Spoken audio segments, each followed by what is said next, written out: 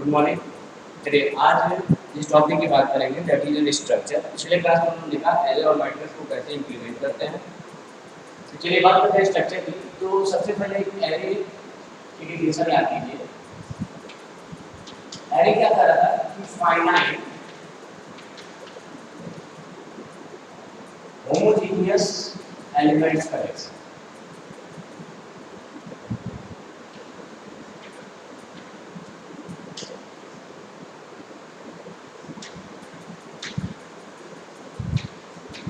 Means array आपको ये facility तो देता है कि आप कई सारे एलिमेंट को स्टोर कर सकते हैं, लेकिन एक दिक्कत क्या है, वो है होमोजेनियस। होमोजेनियस का मतलब क्या हुआ कि अगर आपने कहा एक है तो इसके अंदर जो भी वैल्यू स्टोर होगी वो सारी की सारी क्या होगी, मेरी इंटीजर होगी। ये दिक्कत है।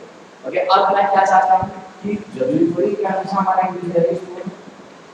मैंने कहा मैं कुछ पार्ट में इंटीजर स्टोर करना चाहता हूँ, कुछ पार्ट में मैं फ्लोट स्टोर करना चाहता हूँ, कुछ पार्ट में मैं स्ट्रिंग स्टोर करना चाहता हूँ। स्ट्रिंग ये टॉपिक अभी हमने कवर नहीं किया है, नेक्स्ट लेक्चर में हम कवर करेंगे आगे आने वाले में। तो स्ट्रिंग की थोड़ी सी खासियत जान लीजिए। स्ट्रिंग क्या होता है? String is known as collection of characters. Collection of characters means कई सारे कैरेक्टर्स जब आप डबल कोट्स के इनसाइड लिख देते हैं, जैसे अगर मैंने कहा डिटेल,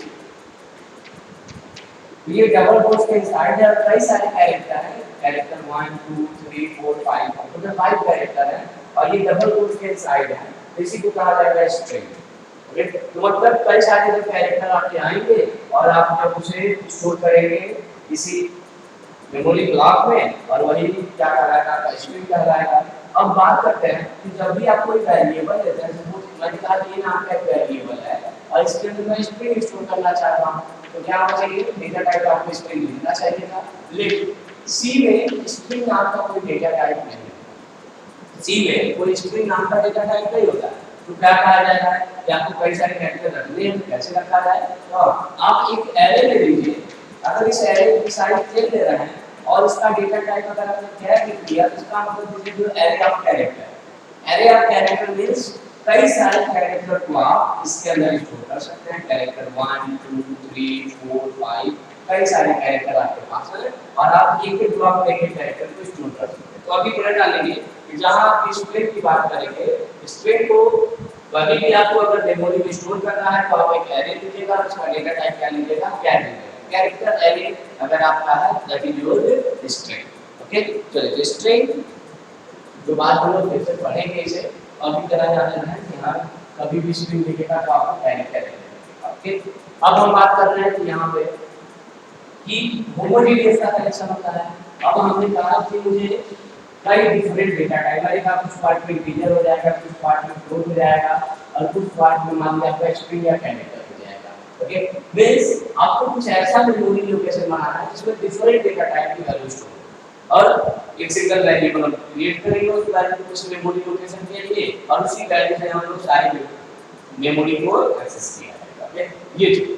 तो अगर आप चाहते हो होमोजेनियस की जगह डिफरेंट डेटा टाइप से हेटेरोजेनियस कहा जाता है, तो हेटेरोजेनियस अगर आपके एलिमेंट्स आ रहे हैं तो उसे स्टोर करने के हम एरे का इस्तेमाल नहीं करते। उस केस में आपको किसका इस्तेमाल करना है, एक नया कॉन्सेप्ट है that is structure.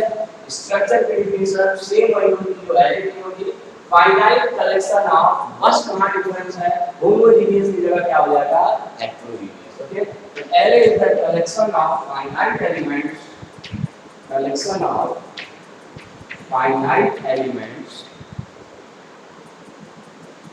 having different data type या having heterogeneous elements, heterogeneous elements, इसे क्या कहा जाएगा, स्ट्रक्चर। तो ये क्वेश्चन पूछा जाएगा what is difference between array and structure. तो सिंपली एरे क्या है, finite collection of homogeneous element, and structure क्या है, finite collection of heterogeneous element. Okay, अब ये होमोजेनियस और हेटेरोजेनियस का मतलब आपको समझ में आ गया कि अगर आपने इंटीजर लिया है तो सारे वैल्यू इसमें इंटीजर स्टोर होंगे, अगर आपने हेटेरोजेनियस कहा है इसका मतलब हो सकता है उसमें इंटीजर हो, उसमें फ्लोट हो और कुछ में कैरेक्टर हो या स्ट्रिंग। ओके, चलिए बात करते हैं कि कभी भी जब भी कोई आपको स्ट्रक्चर क्रिएट करना हो तो स्ट्रक्चर क्रिएट कैसे करेंगे या उसकी डिफिनेशन लिखी कैसे जाती है, और डिफिनेशन को क्या कहा जाता है इसमें प्रोटोटाइप कहा जाता है। तो चलिए बात करते हैं prototype of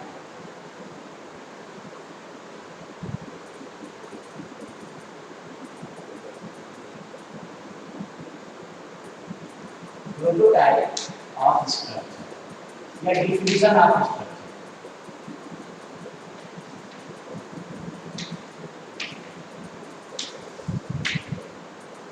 okay, prototype of structure का मतलब हुआ कि हाँ हम स्ट्रक्चर में लेंगे फिर उसको प्रोग्रामिंग में डिफाइन कैसे करेंगे, उसकी डिफिनेशन लिखी कैसे जाए। तो क्या करता है प्रोटोटाइप कि जब भी आपको स्ट्रक्चर क्रिएट करना होगा तो जो कीवर्ड इस्तेमाल करेंगे that is structure. Okay, structure के बाद आप बताइए स्ट्रक्चर का नाम आप क्या लेना चाहते हैं। Structure name. ओके, देन इस स्ट्रक्चर के अंदर कौन कौन से आप मेंबर लेना चाहते हैं। मेंबर का मतलब कौन कौन सी वैल्यू स्टोर करना चाहते हैं, जैसे कुछ इंटीजर, कुछ फ्लोट, कुछ कैरेक्टर, डिफरेंट वैल्यूज होंगी। डेटा टाइप मेंबर 1, बताइए पहला मेंबर कौन सा है। फिर data type member 2, data type member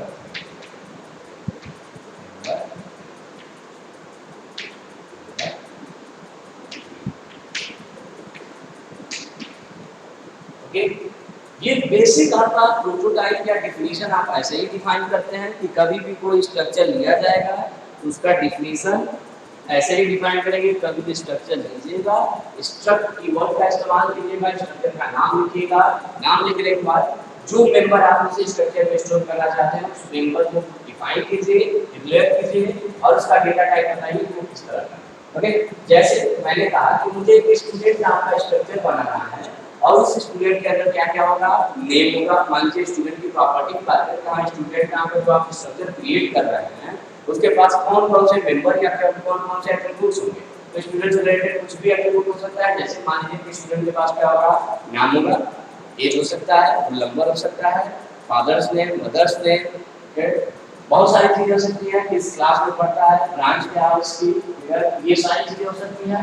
चलिए मैं कह रहा हूँ स्टूडेंट, एक स्टूडेंट नाम का मैं स्ट्रक्चर बना रहा हूँ। अब क्या क्या है, मान लीजिए नेम, सबसे पहले मैं कहा नेम होगा, एक दूसरा मैं कह रहा हूँ एज होगा और तीसरा मैं कह रहा हूँ रोल नंबर। मान लीजिए मैंने 3 मेंबर क्या कि हमारा एक स्टूडेंट नाम का स्ट्रक्चर है, इस स्टूडेंट के पास इतनी प्रॉपर्टीज होंगी, क्या क्या कि नाम हो सकता है स्टूडेंट का, एज होगा स्टूडेंट का और रोल नंबर होगा। अब बात करें इसका डेटा टाइप क्या होगा। किसी भी स्टूडेंट का नाम हमेशा क्या होगा, स्ट्रिंग, जैसे विवेक, रवि, पंकज, ये सारे क्या होंगे आपके नेम ऑफ। कभी भी नेम जब भी आता है नेम ऑफ स्टूडेंट हमेशा क्या होगा, आपका कलेक्शन ऑफ कैरेक्टर होगा। जहां कलेक्शन ऑफ कैरेक्टर आ गया तो आप पहले लीजिएगा इसका डेटा टाइप क्या होगा, कैरेक्टर। अब बात ये है कि आपने 20 दिया तो इसका मतलब मैक्सिमम 20 कैरेक्टर हो सकते। तो आपके नाम पे आप जो स्टूडेंट की लिस्ट तैयार कर रहे हैं वो उसमें जितने नाम है वो कितने अच्छे हैं। तो मैं मान के चल रहा हूँ मैक्सिमम 20 कैरेक्टर होंगे, उससे ज़्यादा है। अगर आपको लगता है उससे ज़्यादा है आप इसकी साइज बढ़ा लीजिए, 100 ले लीजिए। इससे बड़ा नाम शायद किसी का हो, 100 कैरेक्टर से ज़्यादा किसी के नाम नहीं।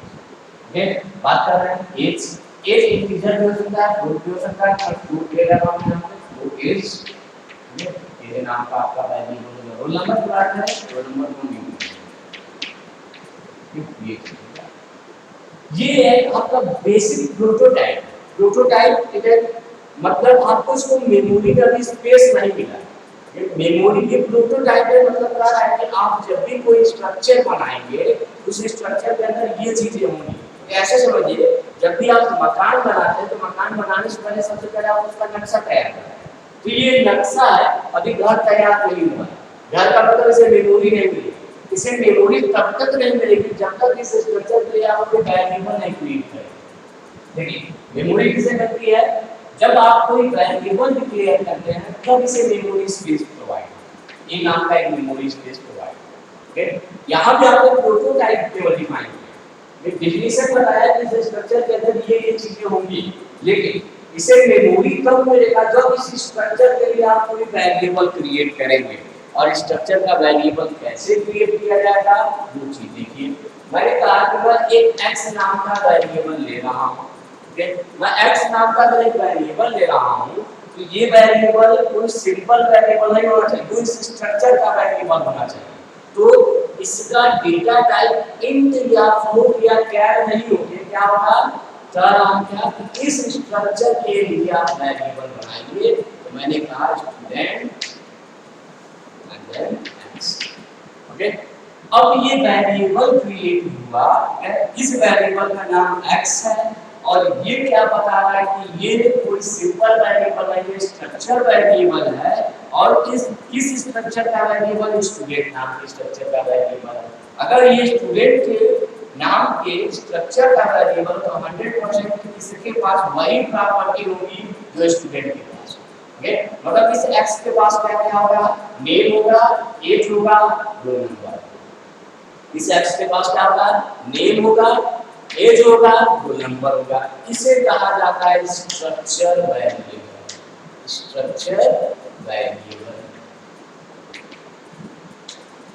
और ये सारे क्या है हमारे member of structure, member of structure, ये हो गया। तो क्या बताया कि सबसे पहले आपने प्रोटोटाइप डिफाइन किया कि हाँ ये स्टूडेंट नाम का स्ट्रक्चर है, उसके अंदर ये प्रॉपर्टी है, लेकिन इसे मेमोरी स्पेस अभी प्रोवाइड नहीं हुआ, मतलब कोई मेमोरी में ब्लॉक वेरिएबल आपका क्रिएट नहीं हुआ है। वेरिएबल क्रिएट करना है तो आपको अलग से वेरिएबल क्रिएट करना पड़ेगा, नाम आप कुछ भी ले सकते हैं, मैंने x नाम लिया, ओके। कहा था आप जो वेरिएबल है वो क्या है, कोई सिंपल वेरिएबल है कि इसी स्ट्रक्चर के वेरिएबल है, क्या है struct student x, okay. Means x आपका एक स्ट्रक्चर वेरिएबल और किस स्ट्रक्चर का वेरिएबल, स्टूडेंट का, मतलब इस स्टूडेंट के पास जितने एट्रिब्यूट्स हैं क्या वो सारे एट्रिब्यूट्स x के पास भी होंगे, ओके। इन जो अंदर आप मेंबर ले रहे हैं उसको कहा जाता है मेंबर ऑफ स्ट्रक्चर, एट्रिब्यूट्स को कहा जाता है मेंबर ऑफ स्ट्रक्चर, और जो वेरिएबल क्रिएट कर रहे हैं that is your variable of structure means structure variable, okay.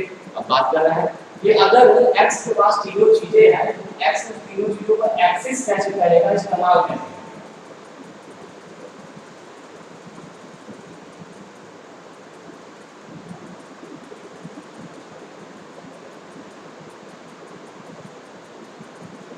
तो ये कहा एक स्टूडेंट नाम का स्ट्रक्चर बना लेते हैं, struct student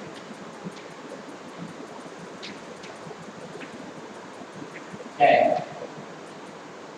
name age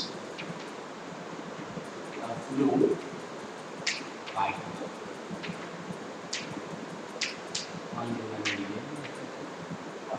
structure create हो गया। अब इसका वेरिएबल क्रिएट कर लीजिए, स्ट्रक्ट स्टूडेंट p, ओके। अब कोई पूछे p क्या है, p is the variable of structure, this structure student structure and these are the members of student structure। अब p के पास क्या क्या होगा, नेम भी होगा, एज भी होगा, हाइट होगा। तो structure variable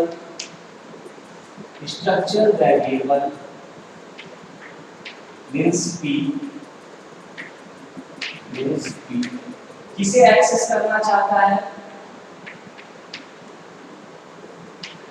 access structure member, क्या स्ट्रक्चर वेरिएबल एक्सेस करना चाहता है किसे, स्ट्रक्चर मेंबर, ओके। अगर कोई भी स्ट्रक्चर वेरिएबल स्ट्रक्चर मेंबर को एक्सेस करना चाहता है, देखिए इसके पास तीनों चीजें हैं, लेकिन कैसे इस्तेमाल किया जाएगा कि ये स्ट्रक्चर से ये रिलेट हो जाए, अगर दोनों एक दूसरे से ज्वाइन हो जाए, उसके लिए एक ऑपरेटर इस्तेमाल होता है जिसका नाम होता है डॉट ऑपरेटर, या इसे एक और नाम दिया जाता है पीरियड ऑपरेटर।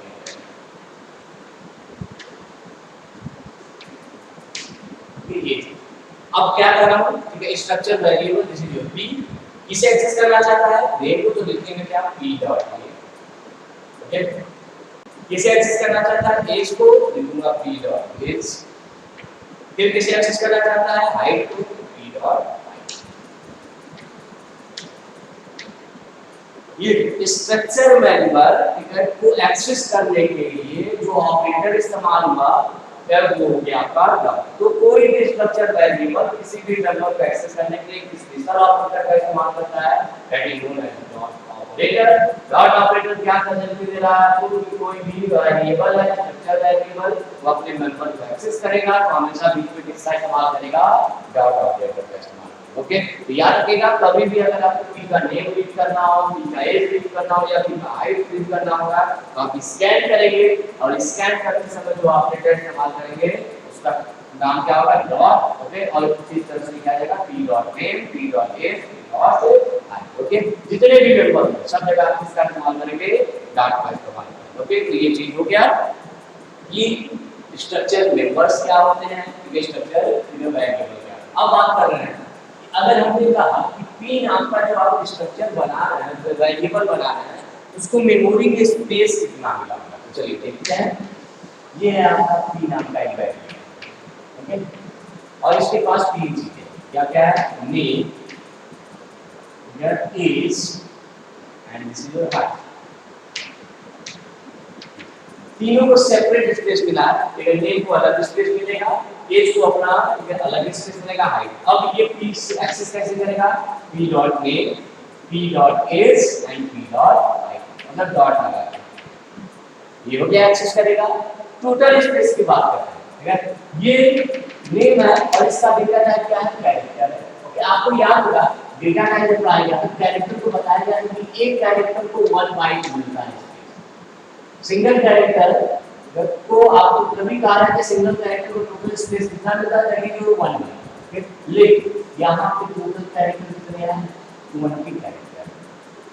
यहां पे टोटल कैरेक्टर कितने हैं, 20 कैरेक्टर है। अगर मैं कहूं कि बताओ इसका स्पेस टोटल कितना होगा, ये टोटल कितना बड़ा स्पेस हो गया, तो एक कैरेक्टर को 1 बाइट और 20 कैरेक्टर को 20 बाइट्स, मतलब ये टोटल तुम्हारा 20 बाइट्स का स्पेस हो गया।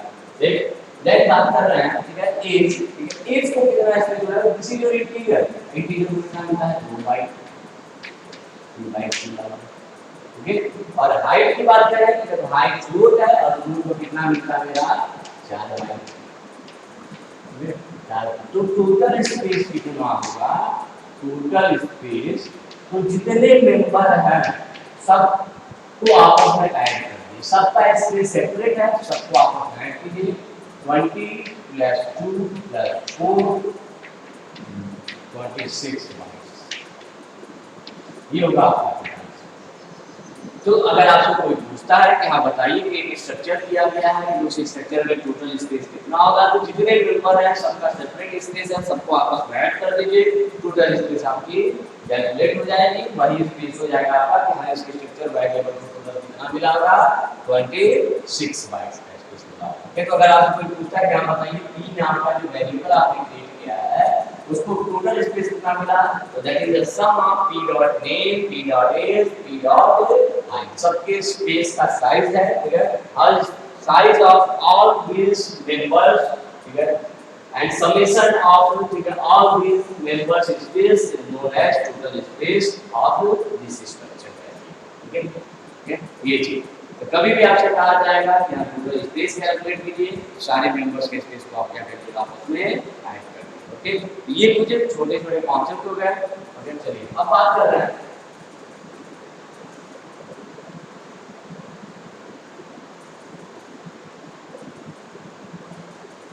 कि अगर आपको प्रोग्रामिंग करना है स्ट्रक्चर से तो कैसे किया है।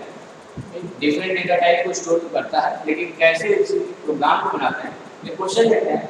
क्या कर रहा है कि आपको एक स्ट्रक्चर क्रिएट करना है, मान लीजिए उसका नाम स्टूडेंट नाम का है, उसके लिए 2 वेरिएबल लीजिए, मतलब 2 स्टूडेंट के लिए आपको एक स्ट्रक्चर बनाना है, सिर्फ 2 स्टूडेंट के लिए बात करना, जनरली होता नहीं है 2 स्टूडेंट के लिए, आपको n नंबर ऑफ स्टूडेंट्स के लिए भी काम करना होगा, तभी हम केवल 2 स्टूडेंट्स के लिए बात करते हैं।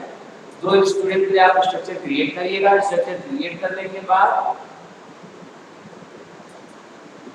दोनों स्टूडेंट्स के लिए उसकी वैल्यू रीड करिएगा, अंदर उसको प्रिंट करिएगा। काम हमारा बेसिकली यही है, क्या कर रहा है एक स्ट्रक्चर तैयार करिए स्टूडेंट नाम का, मेंबर अपने अकॉर्डिंग आप चूज कर लीजिएगा, जो आपको अच्छा लगे उस मेंबर को रखिएगा उसके अंदर, दो वेरिएबल क्रिएट कीजिएगा, दोनों वेरिएबल की वैल्यू को स्कैन कीजिएगा और फिर दोनों को प्रिंट करा दीजिएगा। ओके चलिए स्टार्ट कर रहा हूं। मेल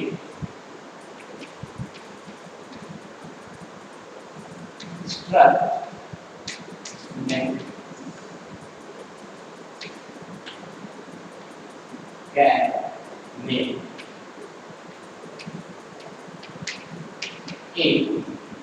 मैं केवल दो ही ले रहा हूँ, आप चाहें तो और भी नंबर्स ले। ओके ये हो गया आपका एक स्टूडेंट नाम का स्ट्रक्चर क्रिएट हो गया, कैन मेल और इंट एज। ओके लेकिन सिर्फ आपने अभी प्रोटोटाइप डिफाइन किया, वेरिएबल डिक्लेयर नहीं किया। वेरिएबल डिक्लेयर करना है दो वेरिएबल बना दे, तो मैंने लिखा स्ट्रक्ट स्टूडेंट एक्स कामा, हमने दो वेरिएबल क्रिएट किए, x के पास भी क्या क्या होगा नेम एज होगा, y के पास भी क्या क्या होगा नेम एज होगा, क्योंकि दोनों क्या है स्ट्रक्चर के वेरिएबल है। ये x वेरिएबल हो गया, ये y वेरिएबल हो गया। एक चीज और है, देख आप जरूरी नहीं है कि वेरिएबल यही क्रिएट किए, जहां पे स्ट्रक्चर क्रिएट कर रहे हैं, जहां डिफाइन कर रहे हैं, प्रोटोटाइप को डिफाइन कर रहे हैं, वहां पे भी आप डायरेक्ट यही पे वेरिएबल क्रिएट कर सकते हैं। इस काम होगा ये भी एक तरीका है। तो ऐसा नहीं है कि आपको कहीं ऐसे दिख जाए कि स्ट्रक्ट स्टूडेंट नेम एज और ब्रैकेट के बाद एक्स वाई, तो ये देखिए क्या कर रहा है, मैं एक स्ट्रक्चर बना रहा हूं, उसका नाम स्टूडेंट है, उसके अंदर दो मेंबर है और उसके पास दो वेरिएबल है। डायरेक्ट आप यहां पे लिख सकते हैं x कामा y, तो स्ट्रक्ट स्टूडेंट x कामा y, और वही चीज को अगर y को आप यहां नहीं लिखते हैं तो वो चीज पूरा फिर से आपको लिखना पड़ रहा है। x कामा y अगर यहां y को नहीं लिखे हैं आप, तो वही चीज है स्ट्रक्ट स्टूडेंट x कामा y। यहाँ पे आपने कहा कि मैं एक स्ट्रक्चर वेरिएबल क्रिएट कर रहा हूँ जिसका नाम x है और दूसरा जिसका नाम y, तो दो आपको स्ट्रक्चर वेरिएबल ले लिए। याद रखिएगा x के पास नेम होगा x होगा, y के पास भी नेम होगा x होगा, लेकिन x इसको एक्सेस कैसे करेगा, x dot name x dot age y dot name y dot age, ये चीज है। चलिए तो सबसे पहले हम x की वैल्यू रीड करते हैं कि भाई ये आप x के अंदर बताइए कौन कौन से डिग्री आप स्टोर कर रहे हैं। हमने लिखा enter name and age of x। Name और हमको क्या देना है, एज देना है, तो सबसे पहले इसकी वैल्यू स्कैन करते हैं। x के लिए स्कैन है। ओके अब बात करें नेम। नेम क्या है, स्ट्रिंग है, तो स्ट्रिंग में याद करिएगा कि क्या होता है, पार्टिकल परसेंटेज s होता है। जो पार्टिकल स्पेसिफायर इस्तेमाल करेंगे स्ट्रिंग के लिए, that is your percentage s। Okay तो percentage s percentage d, okay क्या होगा x dot name comma x dot is sorry and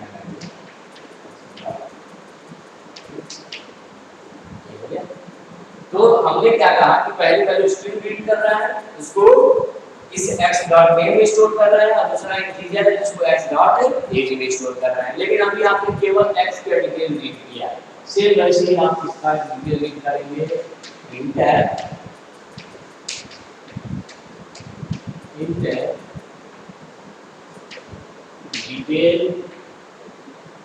details of the file, या आप लिख सकते हैं name and age of file.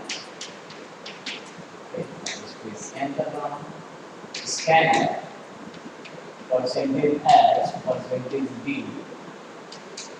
And y dot name and y हो गया। अब आपने ठीक है नेम को रीड कर लिया x के लिए और y वेरिएबल नेम और एज रीड कर लिया। अब बात कर रहे हैं रीड किया है, अब आपको प्रिंट कराना है, तो सबसे पहले आप एक मैसेज दे देते हैं प्रिंट है स्लैश n नेम, ये हेडिंग टाइप का है, आप कुछ स्पेस देके लिख देते हैं एज स्लैश n। अब लिखता हूं प्रिंट है percentage s percentage b, x का डिटेल प्रिंट करा दीजिए स्पेस दे दिया ताकि स्पेस दिखेगा इसमें slash N X dot name comma X dot हो गया। अब फिर दूसरा प्रिंट करा लीजिए प्रिंट है percentage S percentage B slash N y dot name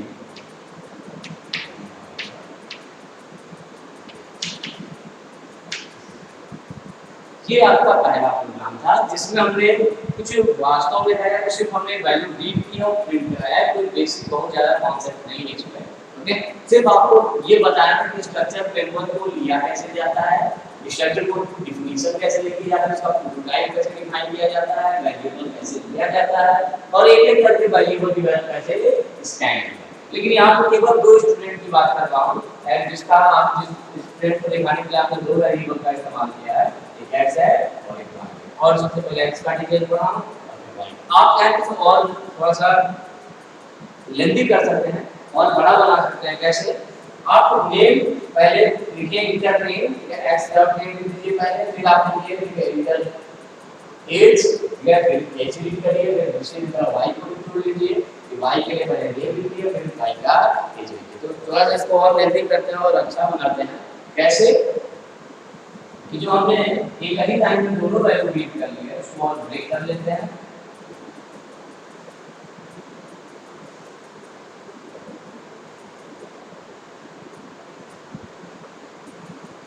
क्या कर रहा हूँ कि अब मैं एक एक करके पहले x का नाम फिर x का एज फिर y का नाम और फिर y का और सब कुछ सेपरेट करेंगे। लिखा प्रिंट है enter name of first student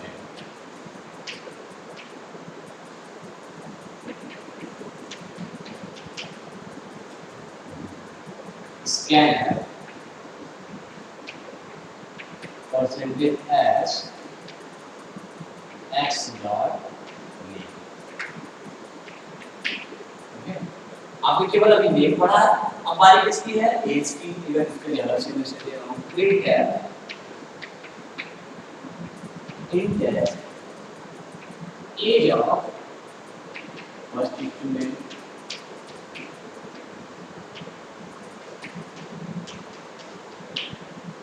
scan करना है स्कैन है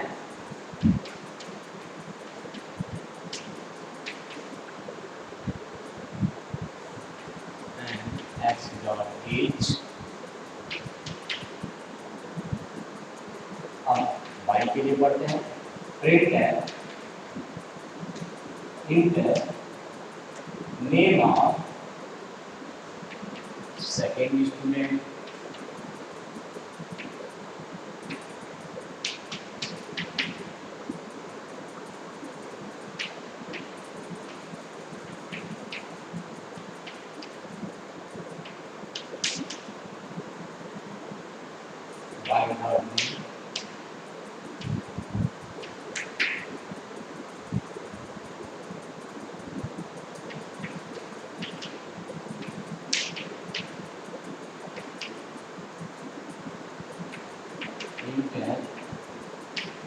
age of second student